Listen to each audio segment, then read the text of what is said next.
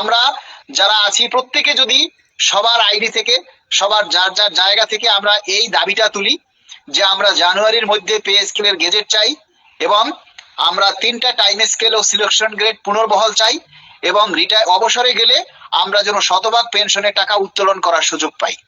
এই দাবিগুলি আপনারা সবাই বেশি বেশি করে তুলে ধরুন। আরে ভাই, সর্বনিম্ন স্কেল 16,000 হোক আর 18,000 টাকায় হোক, তাতে কিচ্ছু যায় আসে না। সেটা আপনার একটা, কিন্তু আপনার যদি একটা গ্রেড পরিবর্তন হয় তাহলে দেখবেন আপনি অনেক আগে গেছেন। আজকে নবম পে কমিশনের যে একটা সভা, গুরুত্বপূর্ণ সভা হয়েছে, সেই সভায় যে সিদ্ধান্তগুলি হয়েছে সেগুলি বাইরে কোনো কিছু প্রকাশ করা হয়নি। আমরা যতটুকু বিশ্বস্ততা সূত্রে জানতে পেরেছি সেটা হচ্ছে, আমরা আশা করি যে আগামী সপ্তাহে পে স্কেলের রিপোর্ট, চূড়ান্ত সুপারিশ জমা হবে।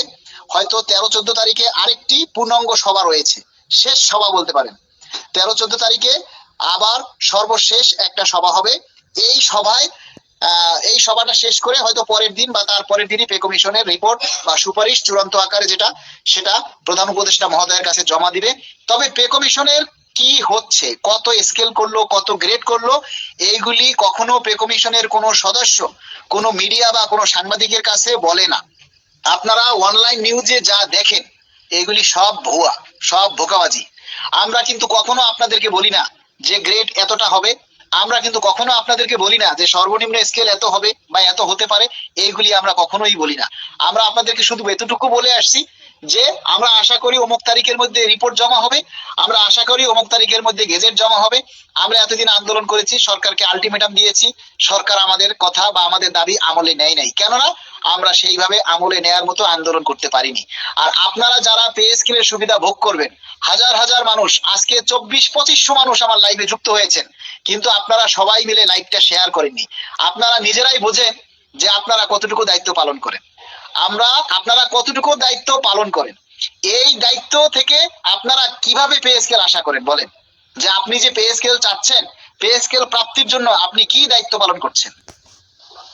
একটা দাবি আপনি তুলে ধরতে পারতেছেন না, একটা দাবির কথা আপনি নিজে প্রচার করতে পারতেছেন না, আপনার আইডিতে তুলে ধরতে পারতেছেন না। আপনারা 450 মানুষ লাইভে আছেন, কিন্তু 450 মানুষের প্রত্যেকে যদি একটা করে এট এ টাইমে কমেন্ট করে তাহলে 450 কমেন্ট হয়।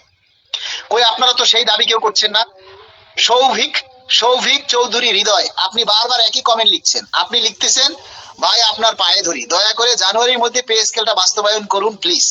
আমার বাবা ফেব্রুয়ারির 4 তারিখে অবসরে যাবেন, পে স্কেলটা হলে আমরা খুবই উপকৃত হতাম। পারিবারিক আর্থিক অবস্থা খুবই খারাপ।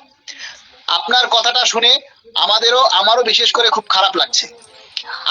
আমাদের হাতে আসলে তো এই যে আপনি যে কথাটা বলছেন যে আমার হাতে তো আর পে স্কেল মানে বাস্তবায়ন করার মতো কিছু নেই, এই পে স্কেলটা বাস্তবায়ন করার জন্য সবাইকে এগিয়ে আসতে হবে।